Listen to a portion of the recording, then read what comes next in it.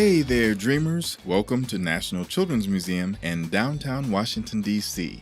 At National Children's Museum, you can explore the world of STEAM: science, technology, engineering, art, and math. Let's go! Adventure awaits.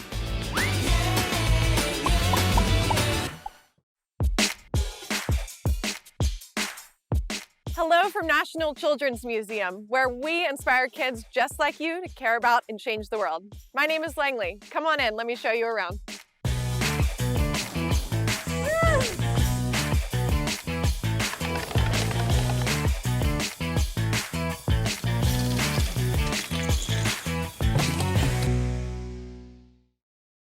Good afternoon, everyone, and welcome to National Children's Museum's live STEAM Careers event, Real Life Climate Action Heroes.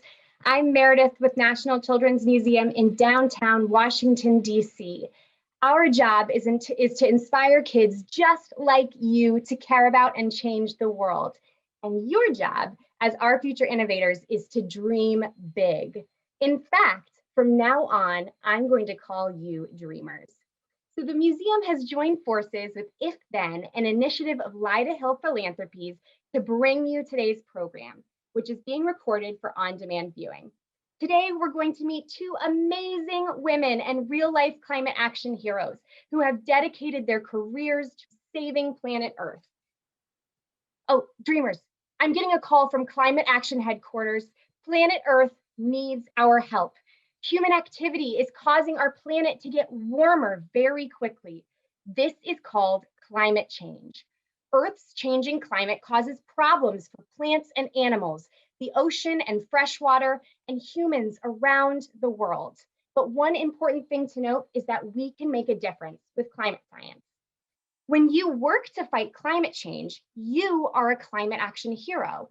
And there are many different ways you can be a climate action hero right now and in your future career. So we have 5 climate action superpowers we'd like to share now and some future jobs that these powers align with. The water warriors ensure that our oceans and fresh waterways are clean and safe. Mighty meteorologists discover weather patterns and make predictions. Arbor Avengers protect and defend our trees. Community captains focus on reducing waste in the community by reusing, refusing, and recycling. And pollinator patrols protect and support pollinators of all kinds, like bees. There is so much to learn about climate science and the ways that we can help stop climate change. In fact, dun, dun, dun, dun, it's time for a poll. We want to hear from you, dreamers. So in just a second, you're going to see a question pop up on the screen. I'll read it to you, and then you'll have 15 seconds to answer. So when that time is up, I'll share what today's attendees think, and we'll talk about the correct answer. So here is your first question, dreamers. Around 800 million tons of plastic ends up in the ocean every year. On average, how long does it take plastic to break down? 10 years, 80 years, 200 years, or 400 years? So dreamers, you have 15 seconds to answer. And as you all are answering, I want to give a big shout out to the dreamers tuning in from all over the world. So hi to those of you who are at the Newton Boys and Girls Club, and to friends joining us from California, Georgia, New York, Ohio, all over the DMV region, and Peru. We are so thrilled that you're here with us today. Okay, dreamers, you have 5 seconds to submit. 5, 4, 3, make sure your answers are in 2, 1. I'm gonna end the poll and share the results, and would you look at that? So each of these answers feels like a really long time, but you are correct, dreamers. It takes 400 years to break plastic down, which is a super long time, and it can cause a lot of problems for our Earth. So reducing plastic is really important, and great thinking to everybody on the poll. So to help us learn more about what it means to be a real-life climate action hero, as I said, we're going to be joined today by 2 If Then ambassadors who are climate scientists themselves. Dreamers, please use the Q&A button at the bottom of your screen to submit questions for our special guests throughout the live event. And if we have time, we'll be selecting a few questions to address live. So without further ado, I want to introduce you to Dr. Kimberly Miner and Shyla Raghav.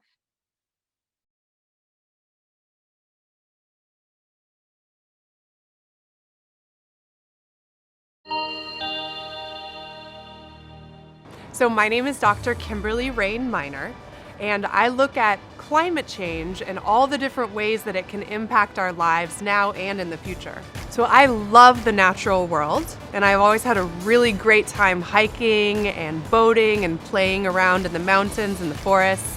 And so when I found out that it's threatened by climate change, I really wanted to work hard to make sure we can preserve all the species that we currently have. I get to come up with new and interesting ideas for where we should go and what we should research. I get to ask questions and then go look for the answers. The best part about my job is going out and seeing the wonderful way that the world is put together. So even though sometimes we think of scientists working in a lab, I get to go on crazy adventures that are exciting and sometimes dangerous. So I work with people all over the world, in Switzerland, in Canada, even in Antarctica. I also work with people at NASA and the Park Service, and we all look for solutions for climate change and work to understand how it's going to impact our lives better.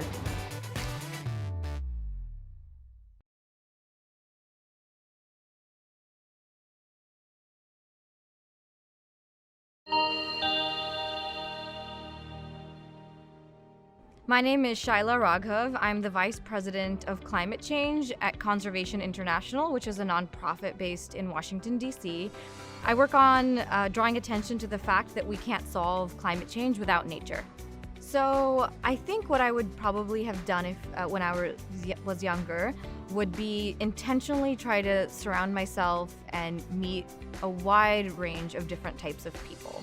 Because when you are exposed to different perspectives and different viewpoints, it challenges your own viewpoints and helps you to see problems in a different way, but also might spark interest or creativity or a different application of STEM that might help solve a global problem or might help bring in new voices. All right, dreamers, so let's start our Q&A. Thank you so much for joining us, Kimberly and Shyla. You both are climate scientists, but you help save the world in different ways, and we can't wait to hear about your career journeys and what you do at your jobs. So let's jump right in for the first question. And our first question is for you both. And can you explain what being a climate scientist means and what you do each day? Kimberly, let's have you answer first. Well, thanks so much for having us. And thank you all for being here, dreamers. I'm really excited to get to chat with you today. Part of what being a climate scientist means for me is looking at all of the ways that the Earth works, the weather, the rocks, the oceans, and how it all works together to make a place that we can live in and animals and plants can thrive in really well. So if any of that changes, it's my job as a climate scientist to monitor what's going on and to understand how these changes could affect us and other animals and plants now and in the future. That's amazing work. Thank you for sharing, Kimberly. Shyla, can you explain what it means to be a climate scientist for you and what you do each day? Yeah, thank you for having me, and hello to all of the dreamers. So excited for this conversation. So my job is about protecting nature, and in particular, protecting natural ecosystems like forests and oceans that are home to so many animals and are so important for our health. They provide us clean air, clean water, and the food that we eat. And so I work on convincing presidents and policymakers and companies to stop destroying nature, and also study why nature and forests are important for climate change. And that's because trees and soil store carbon. And when we cut trees down and they're burned through a process of deforestation, the smoke that's emitted warms our planet. And so one of the most important things that we can do to address climate change is stop deforestation. And so my job is to just convince people of why forests are so important and to travel around the world to work with people who live in forests. And so I'm an arbor avenger. A lot of my work really focuses on protecting rainforests in particular. Incredible. Thank you, Shyla. And so what I just learned from you both is that you are both helping the planet, but you do it in different ways through different superpowers. So thank you for that. Thank you for being here. And for our second question, I actually want to take a video question that was submitted to us by our friend Shivika in Maryland. So I'm going to let Shivika take it away. Hi, my name is Shivika and I'm 9 years old. I live in Baltimore, Maryland. My question is, how do you stop global warming and how can I help to stop it? Thank you. Shivika, that is an amazing question. It's a big question. I'm looking forward to hearing our experts' responses. So Shyla, maybe you could share a little bit about that with us now. Great. So I think one of the things we've realized is that our climate is changing and it's going to keep changing because we've emitted a lot of warming greenhouse gases into the atmosphere. And so for our lifetimes, I think we're going to continue to see a lot of changes, whether it's to our weather or how much it rains or how hot or dry or wet it is. And so, we'll see that there's a range of solutions that are needed. It's really going to be kind of a global response that will have to be made through the type of energy we use, how we heat our homes, what types of cars we drive, and also what types of products that we purchase, and how they're made and what we eat.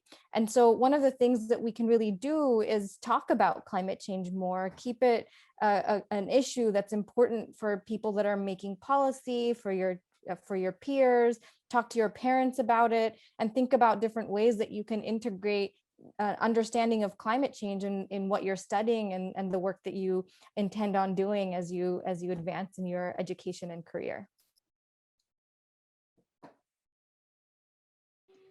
Thank you, Shyla. It sounds like there are definitely micro ways that we can start to address the problem. We appreciate that answer. Kimberly, we'd love to hear from you as well. Thanks, Meredith. I want to take a moment to remind the dreamers that climate change and all of these processes started before you guys were even born. So it's not your job to fix it. It's everyone's job working together to do as much as we can. So please don't feel like it is your responsibility to fix something that you didn't even create. So that aside, there's lots of different little things that we can do in our day-to-day lives, I'm sure you've heard about. But like Shyla was saying, one of the big ones is to just think and talk about climate change, both in our communities, in our classrooms, but also with our parents, and make sure that everybody knows what's going on. Absolutely. It's so important for us to continue this conversation at home, in school, truly with every folks, so that we can make sure that we're addressing it from all angles. So thank you for answering that question, all. I would love to take another video question, and this one is about extreme weather and how it relates to climate change. And this question comes from Catalina in Washington, D.C. So I will let her take it away. Hi, I'm Catalina and I'm 7 years old and I live in Washington, D.C. I have a question. Why is there so much snow in D.C. this year? Another fantastic question, and I am in DC right now, and I know it's been so cold and pretty snowy here, but if you aren't in DC, this is still a great question because extreme weather is happening across the country. So you've probably heard Texas was hit with freezing temperatures and snow, or maybe you've heard of the wildfires in California. So Kimberly and Shyla, can you share more about how climate change impacts weather and how extreme weather concerns affect your work? Kimberly, let's have you speak first. Sure, thanks. And thanks, Catalina. Yeah, this is a lot of what we look at NASA about how weather is changing over time. One of the things to think about is with climate change, some of the things that have stayed the same for a long time, like the North Pole being really cold, might change. The North Pole might get warmer, and what that means is it might get colder in other places. It also is going to have lots of changes every year. So sometimes it might be snowy, sometimes it might be dry, sometimes there might be fires. But overall, whereas we had very similar weather year to year in the past, we're going to have some different weather year to year, probably from here on out. So that's something we're going to all have to learn how to deal with. Thank you, Kimberly. Shyla? Thank you for that question, Catalina. So I'm sitting in California right now, and I'm sure all of you have heard about how bad the fire seasons are in the past few years and just how much area has been burning because of hotter and drier weather. And we barely really get very much rain here anymore. And I think part of the reason why the fires are so severe and why it's causing so much damage to people is because human population is growing and our settlements and where we live is encroaching and getting closer to wild areas. And that's why these fires are affecting more people. But it's also because we've lost very important traditional practices of indigenous and native populations. And so it's really important that as we address climate change, we learn from the wisdom of our indigenous leaders so that we can manage these risks and manage the risk of things like fires in the future. Shyla, that is such an important point. Thank you for bringing that up and for sharing, and for both of you for addressing that question. I want to remind dreamers that they can use the Q&A below to ask questions of our experts that we will answer live in just a little bit. But right now, dun, da, da, da, it is time for a poll. We want to hear from you all again. So I am going to launch our second question, and we are asking you all, trees are important in fighting climate change because they, and your options are provide shade, help keep the earth cool, help provide oxygen to make the air cleaner to breathe, provide a safe home for animals, or all of the above. So you have 15 seconds to submit your answer, dreamers. And in the meantime, because it's Women's History Month, I want to thank all of the amazing women in STEAM, including our two special guests today, Shyla and Kimberly, for their important work and contributions. We are so lucky to have such incredible role models. So you have 5 seconds to submit your answers, dreamers.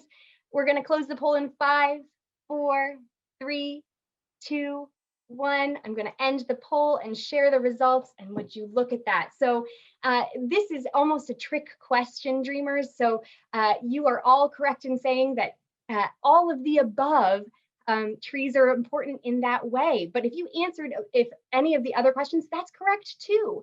So trees are incredibly important to our climate.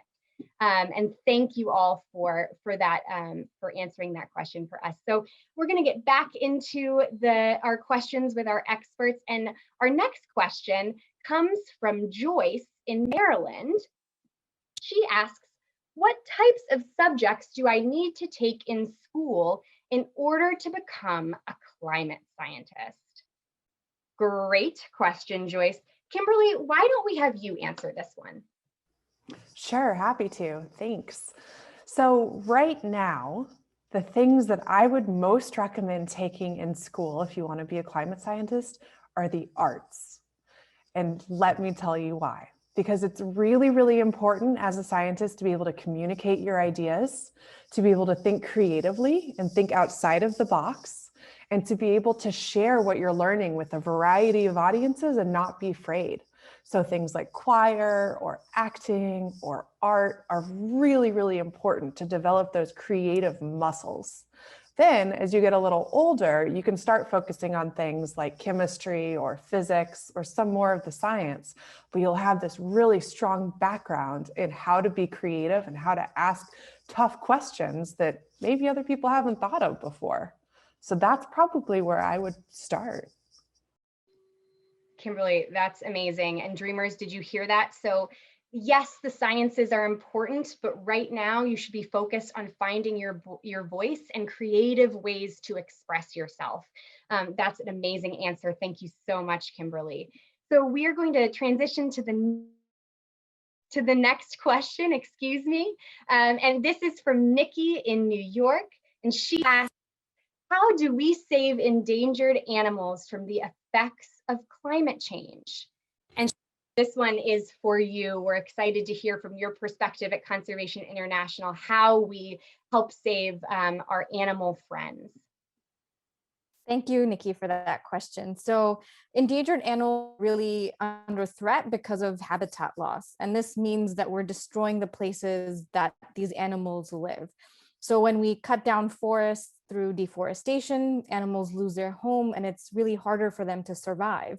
And so we're seeing reduction of populations of so many animals like rhinos, elephants, tigers. And unfortunately, a lot of people also kill these animals for trophies or to sell their parts around the world for people that collect them.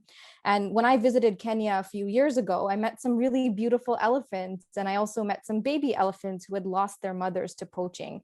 And so we really need governments to pass better policies to catch people who poach, but also need to help people so that they can make money in better ways than poaching for a living, and protecting the places that these animals need for their source of food, for their water, and creating things called corridors. And so that animals can move freely from one piece of forest to another. And especially when it gets hotter, they're going to really need these corridors so that they can move around and adapt to the impacts of climate change. Thank you for sharing more about that, Shyla. It's so sad to hear about animals and the loss of habitat and being poached, but it sounds like there are things that we can do to advocate for them now. So thank you.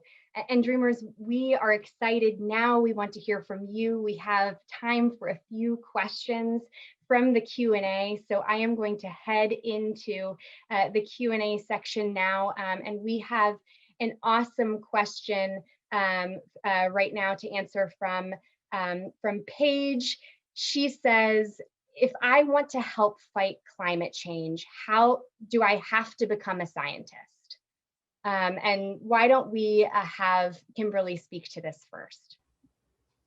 Hey, Paige. So it's going to be really important that everyone, no matter what your job is, work together to stop climate change or to slow down climate change. So doing things even like planting a garden in your backyard, helping with planting trees, providing habitat like Shyla was talking about for butterflies or bees, using less plastic. There's lots of different ways that we can participate even in our daily lives. And right now, like I mentioned earlier, is the time to start talking about that with our families and figuring out what we can do together to be part of the solution. Thanks, Kimberly. Shyla, do you have a response as well? Yeah, just to add on to Kimberly's response, I would also say that every profession, every type of talent can contribute something to addressing the climate crisis. So if you're a good communicator, you can help create videos or can help create campaigns that can convince people to change their behavior. If you're really good with business, you can help green businesses and make sure that businesses aren't destroying or creating more emissions in the future. So there's really something that each and every person can do to make the planet more resilient and to create a safer future for us all. So important for us to be reminded that we all have inner climate action superpowers that we can use to help save planet Earth. So thank you so much for that question, Paige. We have another great question from our friend Caroline, who asks us, how do you not get discouraged in your work? I think that's really important. So Shyla, how about we start with you on that one? Yeah, I think it's been interesting because there's this new called anxiety, which really reflects, I think, the fact that lot of us are just worried about the future of the planet, and it's almost like the sense of hopelessness, like there's nothing that we can do, or everything that we do is really won't have an impact or won't have an effect on the planet. But I find so much hope and inspiration from talking to children like you, from seeing other amazing women like Kimberly, and just seeing how much more understanding and recognition there is about climate change. And just having worked in this field for more than a decade, I've seen just so much of a greater response now than ever before. So I'm really hopeful from having this opportunity to kind of create and actually build a new future together. And that's what gives me hope and gives me inspiration. Thank you, Shyla. It's important to keep those things with us. Kimberly, we'd love to hear from you on this as well. Sure, thanks. Hey, Caroline. So I do get discouraged, and it's totally fine to feel discouraged or angry or sad, but it's really, really important to me that I go ahead and keep working on these things the next day, that I get up and I start over again and work really hard. And what helps me is going out in nature, seeing the ocean or the trees or the bird, listening to the birds around me. And that inspires me to keep doing things, even though they're hard. Sometimes the best things that we can do are hard. And that's true for working on climate change. Such great reminders to us all that, find what brings you joy when you get discouraged, and really focus in on that. Really great question, Caroline. We appreciate it. So we have another wonderful question from Natalia, and she goes by Sasha, and she says, I would like to know how climate change impacts food production. So that's a great question. Kimberly, why don't you give us a little bit about that? So when you think about what's important for food, food needs water and sunlight, and good clean air, and a lot of healthy nutrients, just like us, to grow. And so some of the things that we're concerned about with climate change is that water may be moving. It may rain some places more or less than it has in the past. And as the water moves and the sunlight patterns move, that we may have to change the way that we're farming. So we may have to move sometimes where we grow things and rotate them, but it gives us this great chance to change the way that we're farming and make it more sustainable and make it easier for other plants and animals to live in harmony with our food crops. So some pluses and minuses, but this is an area of growth for us for sure. Thank you, Kimberly. And Shyla, we'd love to hear from you too, if you have some thoughts. Yeah, one of the area of work that I've been working on is this concept of agricultural frontiers, which basically looks at how is the suitability or the places that you can grow different crops changing because of climate change. So today you may be growing coffee in certain areas, but maybe 10 years from now, it'll be too hot for that crop to survive. And so coffee is actually moving higher elevations, so into the mountains. And a lot of those areas are protected or they're not available for coffee. So how do we address these issues? How do we increase production on areas where it will be suitable, but not undermine or hold us or prevent another use of that land moving forward? So I think just that's where science and understanding how climate is going to change these frontiers is going to be really important so that we can continue to feed a growing population. That's great. Thank you so much, Shyla and Kimberly, for answering those questions. So thank you all for those Q&As. They were fantastic. We had some great questions come through. We appreciate you submitting those. And we have a final question for our guests, Shyla and Kimberly. National Children's Museum's mission is to inspire children to care about and change the world. And we want to know, how do you both change the world as climate scientists? So Kimberly, let's start with you. So I change the world, one, by talking to you all and making sure that we are all talking to each other, sharing our great ideas and coming up with creative solutions. And also, I really like to plant flowers and go to the farmer's market.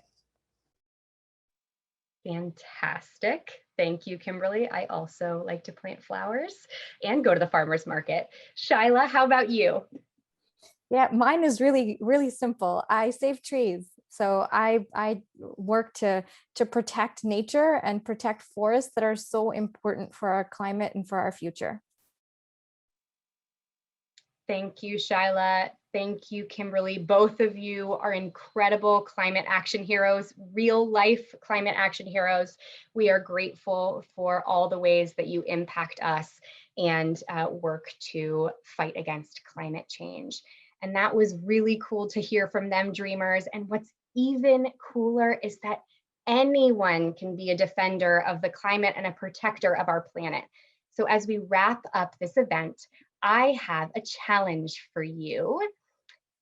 Climate change is happening, and there are so many ways you can help right now, even though you are not yet a professional climate scientist. So I challenge you to take the Climate Action Hero quiz by visiting our website on the screen to determine your inner climate action superpower. So will you be an Arbor Avenger, a community captain, a mighty meteorologist, pollinator patrol, or a water warrior?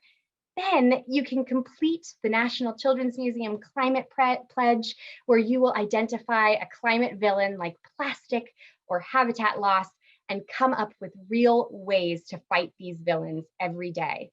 If you enjoy fighting climate villains and helping to protect the planet, you should consider becoming a professional climate action hero, just like Kimberly and Shyla. And remember, all of you can be climate action heroes if you put your ideas into action. So thank you so much to our guests and real life climate action heroes, Shyla and Kimberly, for answering all of our questions, and special thanks to If Then, an initiative of Lyda Hill Philanthropies, for generously funding today's program. And lastly, and most importantly, thank you, our viewers, our everyday climate action heroes. We had so much fun exploring careers in climate science with you. If you want to discover more awesome STEAM careers in the fight against climate change, watch our virtual field trip, Climate Action Heroes, which can be found on our website. But in the meantime, stay curious and never stop dreaming. Thank you, everyone. Have a great day.